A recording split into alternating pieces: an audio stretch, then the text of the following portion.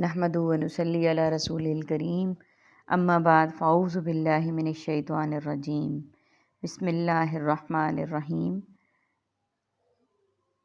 سورۃ المائدہ کی آیت نمبر 44 سے آج کے سبق کا آغاز کریں گے۔ رب اشرح لی صدری ویسر لی امری واحلل عقدۃ من لسانی یفقہوا قولی رب زدنی علما رب زدنی علما رب زدنی علما۔ انا انزلنا، بے شک ہم نے اتاری، التوراۃ تورات، فیہا اس میں، ہدن ہدایت ہے، و نور اور روشنی ہے، یحکم فیصلہ حکم دیتے ہیں،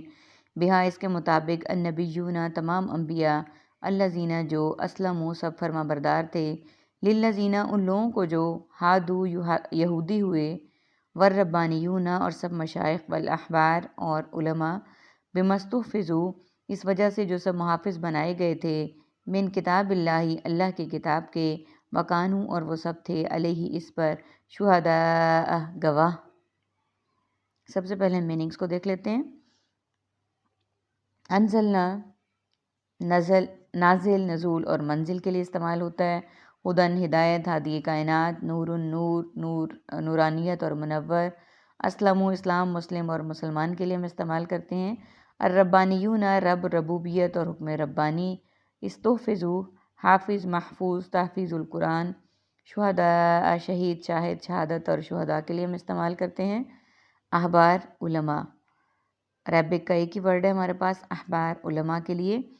اس آیت مبارکہ میں اللہ تعالیٰ جل شانہ فرماتے ہیں، بے شک ہم نے اتاری تورات، یعنی اللہ تعالیٰ کی طرف سے اتاری گئی کتاب ہے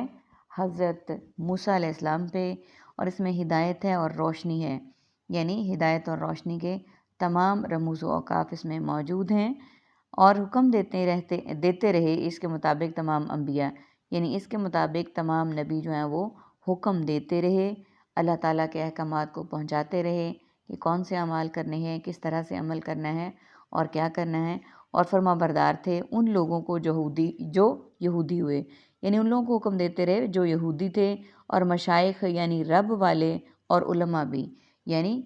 یہودی بھی اور ان کے مشائخ بھی اور علماء بھی، اس وجہ سے جو محافظ بنائے گئے تھے، یعنی جن کے ذمے اس کتاب کی حفاظت کا ذمہ لگایا گیا تھا، کیونکہ قرآن پاک سے پہلے جتنی کتابیں نازل ہوئیں وہ اللہ تعالیٰ کی طرف سے نازل کردہ تھیں، ان کی حفاظت کا ذمہ ان قوموں کے علماء اور مشائخ کے ذمے تھا،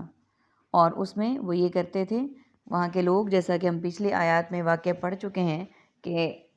یہودی نبی صلی اللہ علیہ وآلہ وسلم کے پاس فیصلہ کروانے کے لیے آئے، کسی نے کیا تھا مطلب بدکاری کا ان سے جرم مرتکب ہو گیا، اور اس کی سزا کے لیے فیصلہ کروانے آئے، تو تورات میں بھی آیات موجود تھی رجم کی، تو انہوں نے وہاں پر ہاتھ رکھ دیا اور اس کے مطابق جو ہے وہ فیصلہ کرنے کے متعلق کہا۔ پھر جب حضرت عبداللہ بن احبار نے بتایا کہ یہاں پر یہ آیات موجود ہیں، تو پھر وہ ساری بات کھل گئی۔ بعد میں انہوں نے جب یہ ساری سچویشن دیکھی تو انہوں نے اس میں ان کتابوں میں اپنے مطابق تبدیلیاں کرنی شروع کر دیں۔ یہاں پہ اسی بات کا ذکر ہے کہ پہلے کتابوں کی حفاظت کرنے والے مشائخ تھے اور علماء تھے، اور اسی وجہ سے جو محافظ بنائے گئے، یعنی ان کو ان کا محافظ بنایا گیا، اور اللہ کی کتاب کے، اور وہ تھے اس پر گواہ، یعنی کہ حالانکہ وہ اس کتاب کے گواہ بھی تھے، اور اس بات پر بھی ان کی گواہی تھی کہ یہ اللہ کی کتابیں ہیں، لیکن اس کے باوجود وہ ان کی حفاظت میں کامیاب نہ رہے، انہوں نے اس میں تحریف و تبدیلیاں کر دیں۔ اور قرآن پاک جب آیا تو اللہ جل شانہ نے اس کی حفاظت کا ذمہ اپنے سر لے لیا۔ اِنَّا نَحْنُ نَزَّلْنَا الذِّكْرَ وَإِنَّا لَهُ لَحَافِظُونَ، بے شک ہم ہی اس ذکر کو نازل کرنے والے ہیں اور ہم ہی اس کی حفاظت کرنے والے ہیں۔ آگے دیکھیے آیت کا بقیہ حصہ، فَلَا تَخْشَوْا پس تم سب نہ ڈرو، النَّاسَ لوگوں سے، وَاخْشَوْنِی اور تم سب مجھ سے ڈرو، وَلَا تَشْتَرُوا اور نہ تم سب بدلے میں لو، وَالْجُرُوحَ اور زخموں کا بھی، ثَمَنًا قیمت، قَلِیلًا تھوڑی، وَمَنْ اور جو لم نہ یحکم حکم دے، من اللہ اللہ سے، فَأُولَئِکَ تو وہی لوگ ہیں، ہم الکافرون وہی سب کافر ہیں۔ یعنی اب یہاں پہ فرمایا گیا کہ احکامات میں فیصلہ کرتے ہوئے، ان کی فرما برداری کرتے ہوئے،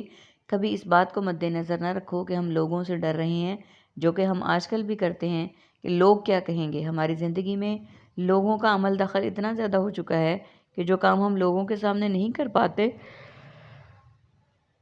وہ ہم اللہ تعالیٰ کے سامنے کر لیتے ہیں۔ تو بات یہ ہے کہ اللہ تعالیٰ خود فرما رہے ہیں کہ پس تم نہ سب ڈرو لوگوں سے اور تم سب مجھ سے ڈرو، ڈرنے کے لائق صرف اللہ تعالیٰ کی ذات ہے۔ ولا تشترو، اور نہ تم سب بدلے میں لو، والجروح، اور زخموں کا بھی، ثمنًا قلیلاً، تھوڑی قیمت، ومن، اور جو، لم نہ یحکم، حکم دے، فإن اللہ، تو بس بے شک اللہ تعالیٰ،